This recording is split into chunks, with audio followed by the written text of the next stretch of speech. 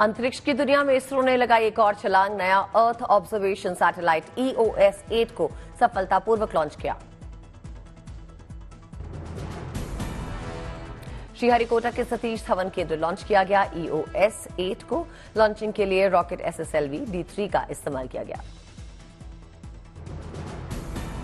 सफल लॉन्चिंग के बाद इसरो प्रमुख S सोमनाथ ने कहा, सैटेलाइट की लॉन्चिंग सही रही, सैटेलाइट सही जगह पे पहुंच गया है। सैटेलाइट धरती से 475 किलोमीटर की ऊंचाई पे गोलाकार ऑर्बिट में तैनात किया गया। पर्यावरण और आपदा से जुड़ी जानकारियां देगा EOS-8। इसरो वैज्ञानिकों ने सैटेलाइट की लॉन्चिंग से पहले तिरुपति में किए वेंकटेश्वर मंदिर में दर्शन। प्रोजेक्ट की सफलता के लिए भगवान का आशीर्वाद लिया। पेरिस ओलंपिक से लौटे खिलाड़ियों से प्रधानमंत्री की मुलाकात का वीडियो सामने आया। खिलाड़ियों का हौसला बढ़ाते नजर आए प्रधानमंत्री।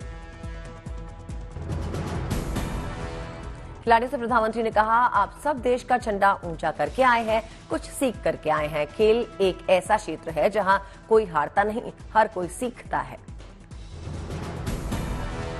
प्रधानमंत्री ने कहा, विनेश ने ओलंपिक फाइनल में पहुंच के इतिहास रचा।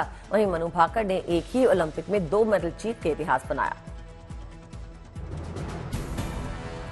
ओलंपिक्स के करीब 125 साल के इतिहास में ये मनु हमारी पहली बेटी ऐसी है जिसने भारतीय खिलाड़ी के रूप में इंडिविजुअल इवेंट में 2 मेडल जीते हैं।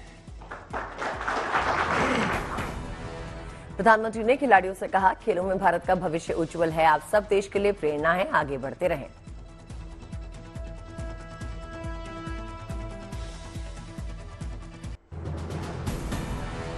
आज दोपहर 3 बजे चुनाव आयोग की अहम प्रेस कॉन्फ्रेंस। जम्मू कश्मीर में विधानसभा चुनाव का ऐलान होगा।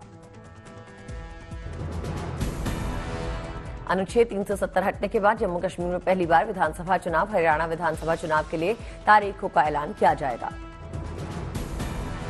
हाल ही में मुख्य चुनाव आयुक्त ने जम्मू कश्मीर और हरियाणा के अधिकारियों के साथ बैठक की थी। चुनाव की तैयारियों को लेकर चर्चा हुई थी। जम्मू कश्मीर में चुनाव कराने के फैसले का फारूक अब्दुल्ला ने स्वागत किया। कहा, मैं भी लड़ूंगा विधानसभा चुनाव। विधानसभा चुनाव में फारूक अब्दुल्ला को अपनी पार्टी की जीत का भरोसा। कहा, अभी किसी दल से गठबंधन पर कुछ नहीं कह सकता, इस पर विचार किया जाएगा।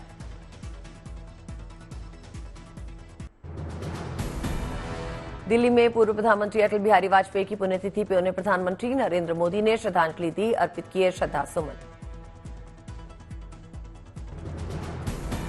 सदैव अटल पे राष्ट्रपति द्रौपदी मुर्मू ने अटल बिहारी को नमन किया, उनकी समाधि पे पुष्प चढ़ाए। देश के रक्षा मंत्री राजनाथ सिंह ने भी पूर्व प्रधानमंत्री को याद किया, श्रद्धांजलि दी।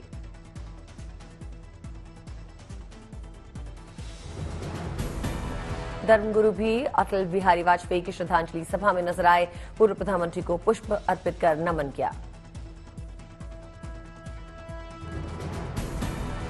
बीजेपी के कई दिग्गज नेताओं ने अटल बिहारी वाजपेयी को श्रद्धांजलि दी, पूर्व प्रधानमंत्री को नमन किया।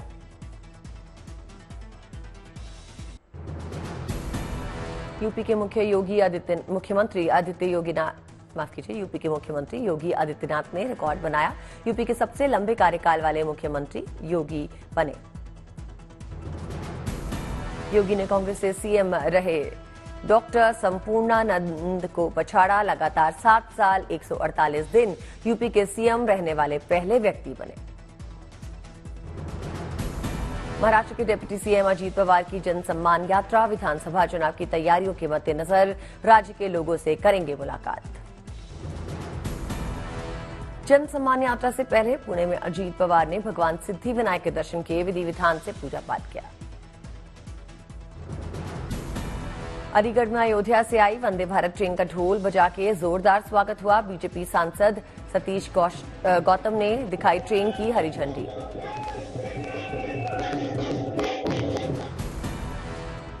महाराष्ट्र विधानसभा चुनाव से पहले डिप्टी सीएम अजीत पवार का बड़ा बयान। कहा, महायुति मिलकर लड़ेगी चुनाव। मुख्यमंत्री पद को लेकर बोले अजीत पवार। कहा, महायुति का होगा मुख्यमंत्री, चुनाव के बाद विधायक की बैठक में फैसला लेंगे। लोकसभा चुनाव में निराशाजनक प्रदर्शन के लिए विपक्ष पे डिप्टी सीएम का हमला, कहा विपक्ष ने संविधान के मुद्दे पे जनता को भ्रमित किया।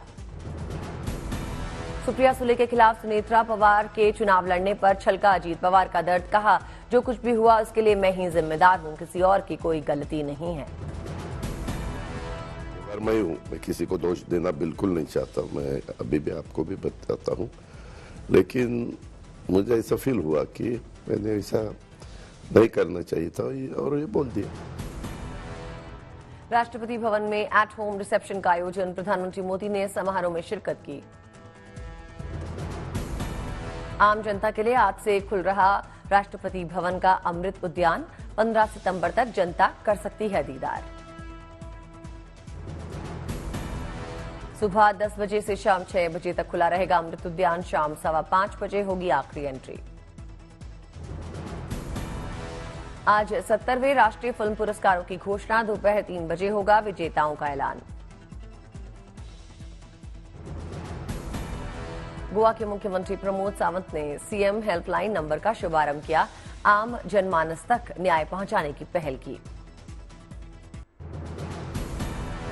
तमिलनाडु के कांचीपुरम में अंतर्राष्ट्रीय पतंग महोत्सव का उद्घाटन, बड़ी संख्या में समारोह में शामिल हुए लोग। रंग बिरंगी पतंगों से गुलजार हुआ तमिलनाडु का आसमान, विदेश मेहमान भी उठा रहे हैं पतंगबाजी का लुत्फ।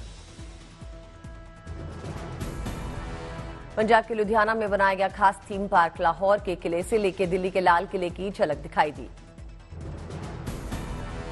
अनोखे पार्क में भारत और पाकिस्तान के इतिहास को तस्वीरों में उकेरा गया, लोगों को इतिहास के प्रति जागरूक करने की कोशिश की गई।